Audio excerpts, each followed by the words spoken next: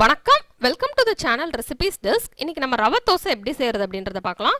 இது இன்ஸ்டன்ட்டாக செய்யக்கூடிய ஒரு தோசை ரெசிபி. சட்னி, சாம்பார் எது கூடனாலும் வச்சு சாப்பிட்றதுக்கு ரொம்ப நல்லாயிருக்கும். நம்மக்கிட்ட தோசை மாவு இல்லை அப்படின்னா இந்த மாதிரி இன்ஸ்டன்ட் தோசை செஞ்சு சாப்பிடலாம். அந்த டேஸ்ட்டும் ரொம்ப நல்லாயிருக்கும். ஃபஸ்ட்டு நம்ம இந்த டிஷ்ஷுக்கு என்னென்ன பொருட்கள் தேவை அப்படின்றத பார்த்துடலாம். அதுக்கப்புறம் எப்படி செய்கிறது அப்படின்றத இந்த வீடியோவில் பார்க்கலாம். அதுக்கு முன்னால் இந்த ரெசிபீஸ் டெஸ்க் சேனலை நீங்கள் இன்னும் சப்ஸ்கிரைப் பண்ணல அப்படின்னா கீழே உள்ள ரெட் கலர் சப்ஸ்கிரைப் பட்டனை ப்ரெஸ் பண்ணிக்கோங்க. பக்கத்தில் இருக்கிற அந்த பெல் ஐக்கானே சேர்த்து கிளிக் பண்ணிக்கோங்க. அப்போ தான் நான் போடுற வீடியோஸ் எல்லாமே உங்களுக்கு உடனுக்குடன் கிடைக்கும். எதையுமே மிஸ் பண்ணாமல் பார்க்க முடியும். இப்போ நம்ம தேவையான பொருட்கள் பார்த்துடலாம். 1/4 கப் அரிசி மாவு, 1/4 கப் ரவை, 1/4 கப் கோதுமை மாவு இல்லைனா மைதா மாவு,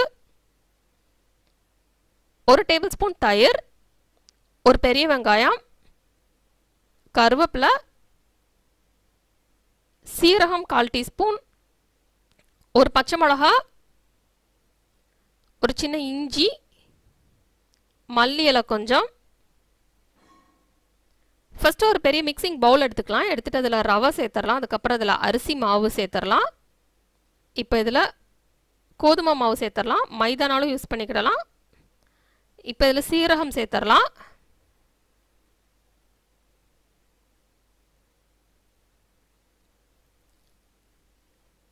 நெக்ஸ்ட் இதில் சின்ன சின்ன துண்டாக நறுக்கி வச்சுருக்கிற இஞ்சி சேர்த்துடலாம். இப்போ இதில் பச்சை மிளகாய் சின்ன சின்ன துண்டாக நறுக்கி சேர்த்துடலாம். நெக்ஸ்ட் இதில் கருவேப்பிலை சின்ன சின்ன துண்டாக நறுக்கி சேர்த்துடலாம். இப்போ இதில் வெங்காயம் சேர்த்துடலாம். அதையும் சின்ன சின்ன துண்டாக நறுக்கி சேர்த்துடலாம். நெக்ஸ்ட் இதில் மல்லி இலை சின்ன சின்ன துண்டாக நறுக்கி சேர்த்துடலாம். இப்போ இதில் தயிர் சேர்த்துக்கிடலாம்.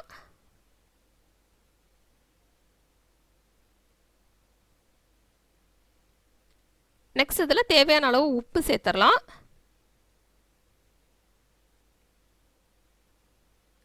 இப்போ இதில்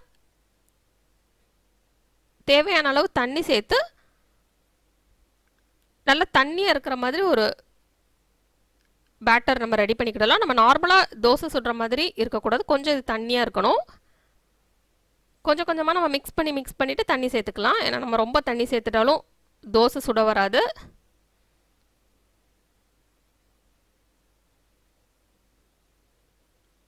இப்படி தண்ணி கொஞ்சம் கொஞ்சமாக சேர்த்து நல்லா மிக்ஸ் பண்ணிடலாம். நல்ல ஒரு தின் பேட்டராக இருக்கணும்.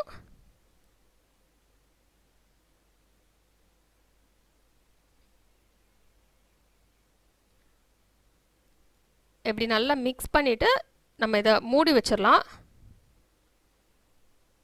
உடனே சுட்டா நல்லா இருக்காது. ஒரு 1/2 அன் ஹவர் கழித்து நம்ம சுடலாம். அது வரைக்கும் நம்ம இதை அப்படியே க்ளோஸ் பண்ணி வச்சிடலாம். இப்போ 1/2 அன் ஹவர் கழித்து நம்ம ஓப்பன் பண்ணிடலாம்.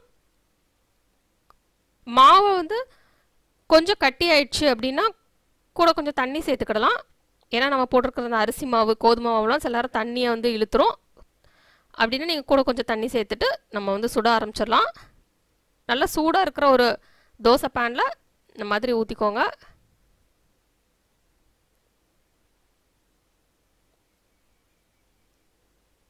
இப்போ தேவையான அளவு எண்ணெய் மேலே சேர்த்துடலாம்.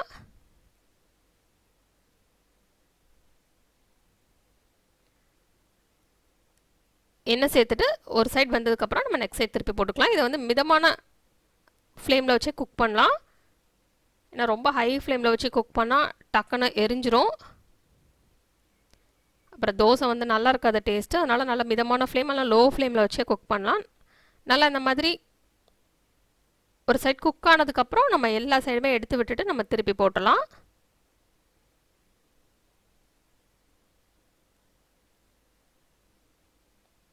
இப்போ நெக்ஸ்ட் சைடு வந்ததுக்கப்புறம் நம்ம எடுத்துடலாம். இப்போ நமக்கு சுவையான ரவை தோசை தயார். இதை நம்ம சட்னி எல்லாம் சாம்பார் எது கூடலாம் வச்சு சாப்பிடலாம். இந்த டேஸ்ட் வந்து ரொம்பவே நல்லாயிருக்கும். இந்த ரெசிபி நீங்கள் ட்ரை பண்ணி பாருங்கள். இந்த ரெசிபி உங்களுக்கு பிடிச்சிருந்தா லைக் பட்டன் கிளிக் பண்ணுங்கள். உங்கள் ஃப்ரெண்ட்ஸோட இந்த ரெசிபியை ஷேர் பண்ணுங்கள். மறக்காமல் இந்த சேனலுக்கு சப்ஸ்கிரைப் பண்ணிவிட்டு பக்கத்தில் இருக்கிற அந்த பெல் ஐக்கானையும் கிளிக் பண்ணுங்கள். அப்போ தான் நான் இனிமேல் போடுற வீடியோஸ் எல்லாமே உங்களுக்கு உடனுக்குடன் கிடைக்கும். எதையுமே மிஸ் பண்ணாமல் பார்க்க முடியும். இந்த ரெசிபியை ட்ரை பண்ணிவிட்டு எப்படி வந்திருக்கு அப்படின்றது கீழே உள்ள கமெண்ட்ஸ் பாக்ஸில் சொல்லுங்கள். இந்த ரெசிபியை பார்த்ததுக்கு ரொம்ப நன்றி. தொடர்ந்து சேனலோட இணைந்திருங்கள் புதிய ரெசிபிகளுக்காக. இந்த ரெசிபிஸ் டெஸ்கோட Facebook page, Instagram link, Twitter link மற்றும் பின்ட்ரெஸ்ட் லிங்க் கீழே டிஸ்கிரிப்ஷன் பாக்ஸில் இருக்குது. தேவைப்படுறவங்க ஃபாலோ பண்ணிக்கலாம்.